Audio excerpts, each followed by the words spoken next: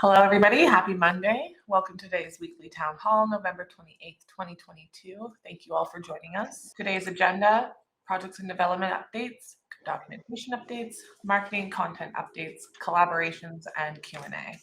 Robinson, please start us off. Thank you.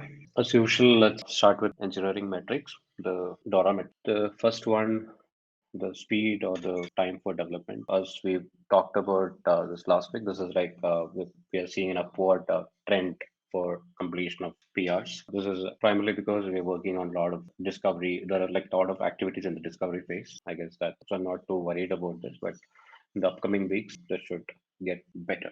On the development deployments, so we had zero deployments in the previous week.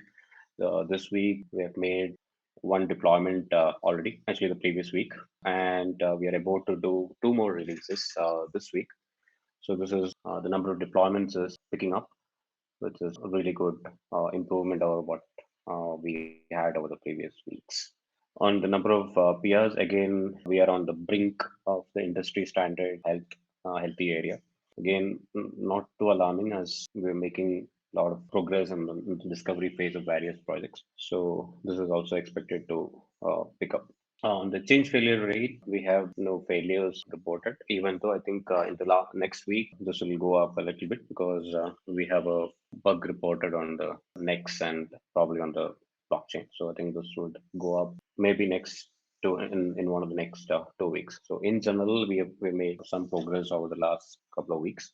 We're on good trajectory to make more progress in the upcoming weeks on the engineering side.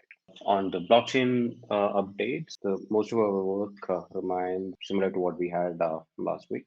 So the Ethereum on the Ethereum Suns, we are improving the withdrawal process, wherein the fee for withdrawal was quite high. We are trying to bring it down. That work is almost done.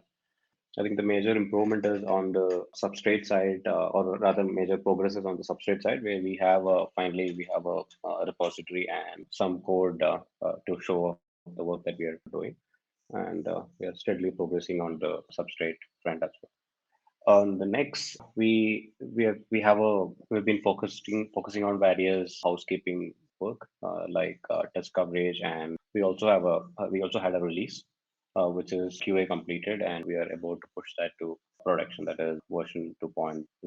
In addition to this, we are also working on the market screens and various other things. Peerlink, so we are making pretty good progress on this layer 2 integration with Hive family of projects and Ethereum. And we have the UI pretty much ready. On the backend, we're discussing on certain possible changes to the backend. So those are the more major updates in terms of development. And in addition to this, we are also working on peer review project where we have a lot of activity going on. We don't have much to show off at this point, but in the upcoming weeks, we'll have more to share. So that's all from the development team. Thank you so much. Thank you, Robinson. Sean, documentation updates, please. Thank you. Hello, everyone.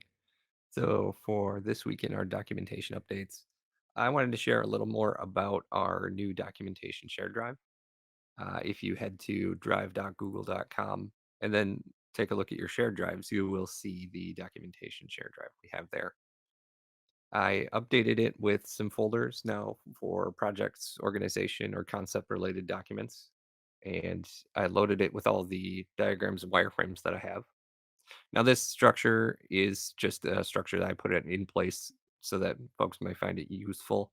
Go ahead and feel free to make any changes you need to it, but you can add, edit, share as you wish, keeping in mind that any documents you put here might not yet be ready for a public-facing website, but more for documentation that you might have, like a work in progress that you can share with others. So go ahead and use that, and hopefully we will see a lot more activity there. We're still working on our user story map for peer review, leading into some requirements for peer review. And so far, that's looking pretty good. Thank you. That's it for my update. Thank you, Sean. Michael, marketing and content updates, please. Thank you, Kelly. Good morning, afternoon, evening, everyone, and happy Monday. First of all, I want to thank Riley and Robert for restoring access to the staging site for the website. We're still aiming for this Thursday to relaunch it. I've included some updated images from the website, including a new blog structure, some further decisions that we made this week. Because of the outage on Friday and earlier today, not a lot of work was done on Friday. So meetings will continue tomorrow and Wednesday to move this forward for a launch on Thursday. But it's looking pretty good. We have some really minor tweaks to make, but we're really getting there. So thanks to everyone for permitting that work to continue. The obviously second major project for the marketing team this week is to launch the new scenes platform in conjunction with the new website launch that continues at a pace this week. Vlad and I today will go through the login process and the steps and some overview documents for internal use. As we know, on September 12th, Jonathan stated that he'd like this platform to become our internal communications tool. I know that that's going to present some challenges, but we're going to do everything we can to document for you what you need to do to implement scenes into your daily workflows. On the content side, Mo continues to write an article a week. We're trying to keep those as timely as we possibly can with respect to current events, industry happenings. We always write these articles with a view of Peerplays as a solution to some of the problems that happen within the sector. Social media support will continue this week for blog pushing and generating interest and for those individuals who wish to become witnesses at Peerplays. The DEX user guide, Oksana has continued to draft this up into a consumer-friendly document from the point-by-point document that Ty provided. It was a great start for us to use this. We've broken this down into different sections, trying to make it as readable as possible. This will be continued this week and shared with the extended team. Good news to share on the metric side. Vitor has been doing a lot of work in the back end of the current website, which is a dry run for the new website starting December 1st, obviously. The good news is comparing October to November so far, we're up on most of our major metrics, including users to the site, page views and sessions. Secondarily, our bounce rate has dropped versus October. This is reflective of a few things, but primarily a shout out to Vitor, who has successfully implemented an SEO structure in the back end that's going to allow us to increase the visibility to our website. Again, all of that thought processes and all of that work will be mapped over to the new website and guarantee us success moving forward. So hopefully this is encouraging for everyone. We see upward trends in most of our stats. This is good stuff because the work that we're doing on the back end is resonating and achieving our goals. The other element that we're working on in order to support our online activities is a definition of those keywords that we should be using in all of our copy. That's including the articles that Mo is writing. That's including the social media copy that we write, as well as instances in our back end and backlinks. So this again is a dry run on our current website, which has a few days left of existence and will be used also in our new website. So we're fine-tuning our approach to increase ability to our online platforms. So the primary goals for this week is to publish a new peerplays.com, launch a new Peerplays scenes platform. Both of those are targeted for December 1st. And another update on the social media position, we continue to screen and interview candidates, and that will continue this week. And hopefully I will have some good news for you all next week at the town hall on next Monday in terms of hopefully hiring someone. That concludes this week's marketing update. Thank you, Kelly. Thank you, Michael. Jonathan, collaboration updates, please. Thank you. So these are the collaboration updates for Peerplays for this past week. Within the gaming sector, there is the Gaming Benefits Corp within the regulated charitable gaming sector. We had an extensive call with them this past week, generally speaking, going over all the opportunity that they have with the introduction of this new gaming platform that will incorporate Peerplays dashboard that links to regulators. We've been working hard on the product side of it and helping to guide that so that it connects in a way that makes sense with Peerplays. So that was good progress on that. We expect to see more on that this week. Within the medical sector, Mars VR. So we made introductions with the team there. A little slow going, unfortunately, this past week. I expect that this week we can pick up more on that, but that's for the gamified rehabilitation community. Essentially, they will be using Peerplays as a layer for gamified rehabilitation. So lots of token activity and whatnot would be built into that. Pretty cool, but there should be more on that this week. Back to community. Mentioned with Avalon Meta, we did have some follow-up calls with them in regards to some of the issues we've had over this past while with support and whatnot. They were very responsive, thankfully, and they were, took steps to ensure that we can have more timely response in the future. That all went well. As mentioned, there is progress going to be made on that starting early next month of moving towards that platform just before we make it public. So that'll be exciting. And in dedicated team updates, we've had no changes. Just as Michael mentioned, though, we are still looking for social media specialists. If you know of somebody who would be ideal that can bring the social media and Peerplays to life, send them to Peerplays LinkedIn or go to Rocket Chat and message Alka. She'll certainly appreciate the help. And there are no new team members that have joined us this past week. So those are the updates for this past week for Peerplays. Thank you. Thank you, Jonathan. Questions, comments, thoughts? I'll leave this open to everybody here. I did have a few that came in from the community. Jonathan, these questions will be for you. The first couple are from Sophie. The first one is, I have a couple questions regarding witnesses. In the town hall, Jonathan states, the ones that are witnesses now are there because they believe that there's a future value in PPY. To be able to make that statement, I would assume Jonathan has spoken to these witnesses. Can you ask him for their contact details? We would very much like to chat with them. They represent us, PPY holders, so they shouldn't be anonymous, right? Please ask him for contact details for Mars Hotel, Observer 7, Sala Cabas, Wit Super, Scrong Dare, and Yonder Witness. The assumption here is incorrect, unfortunately. So my thesis on the quote unquote why witnesses and Peerplays now, though, is understood by many, and it works across the industry. So every blockchain goes through this at different points in its lifetime, where in every bear market, the token value gets crushed, right? Only the ones who believe in the future stick around, while those who are only in it for the immediate gains, they disappear.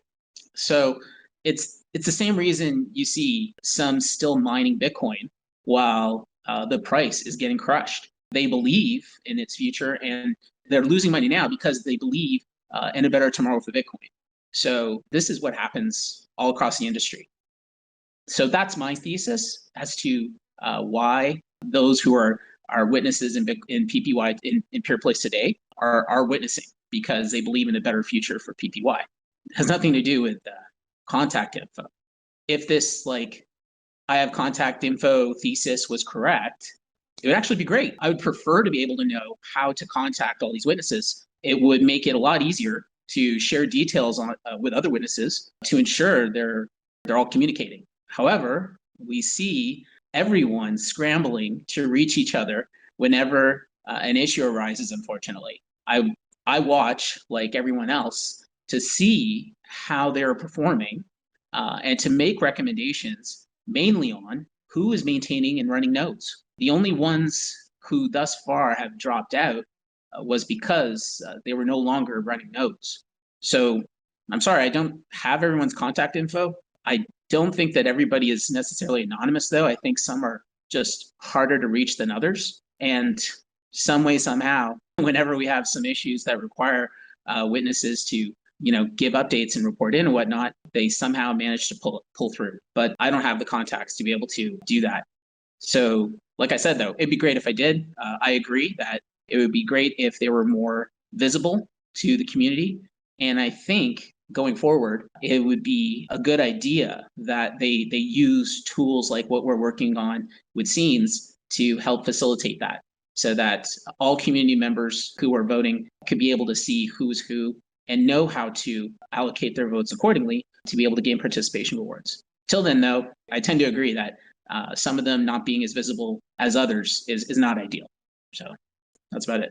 Thank you. Second question. In the town hall, Jonathan, you state that multiple witnesses from other chains have shown interest in becoming a Peerplays witness, but upon joining Telegram, they were driven away by others there. So if he wishes to apologize to these potential witnesses, can you please link us to their posts? Yeah, the public witness group in Telegram is littered with these instances over the last few years. So anyone is welcome to go back and look for themselves. However, on a side note to that, I'd suggest it could be more effective to look on how to improve the environment now for people who are looking now.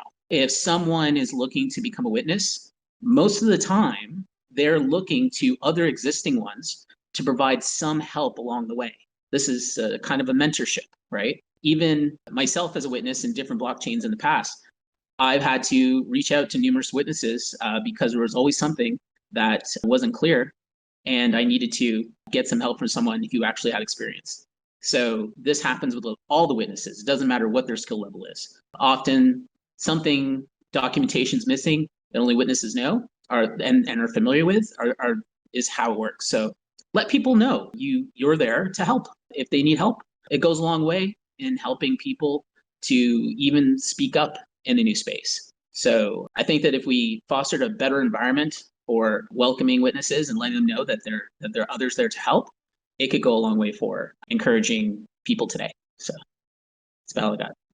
Thank you. And the third question for today that came in from the community. Let's say you wanted to do some sports betting using Bitcoin. You make a deposit from a BTC wallet to some wallet representing that BTC on a different chain. You then use the other chain to do the betting. When you're done, you withdraw the BTC back into your own BTC wallet. Now, that other chain also has its own token, but why would you ever want to buy that specific token? Simply, you don't ever want to buy that specific token in this scenario if you are only looking at the sports betting using Bitcoin scenario, which is what was described here in the question. So that's simply put, you don't.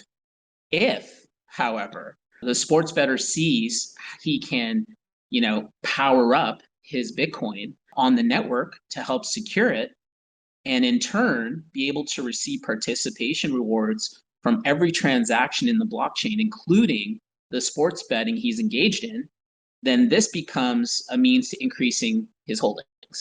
So that seems pretty attractive. Right now, the process is very manual to do this. However, it is possible for someone to convert their Bitcoin to PPY and then power it up to do this today. Right now, though, what we are moving towards is a more automated process that would make this a very easy to understand and to also to execute. Incorporating the decentralized automated market maker I've referred to a few times is an important part of that. Liquidity would be instant. And as far as the Bitcoin user is concerned, he is dealing with BTC, Bitcoin primarily, without needing to gain exposure to PPY, which would be what is the unit of account under the hood. So yeah, that's pretty much it. I like this scenario though. I like scenario questions like this, which can help explain some of the ways the system works and how it applies in different situations. It helps tease out where the value propositions are, whether they're weak or strong. And the more we think on what enjoyers in different verticals want and need, the closer to meeting them we can get. So please, keep working on questions like this. I like it. That's great. Thank you. Was there any questions coming here from the live? Okay, that ends today's weekly town hall. Thank you all so much for joining us, and I hope you have a great week.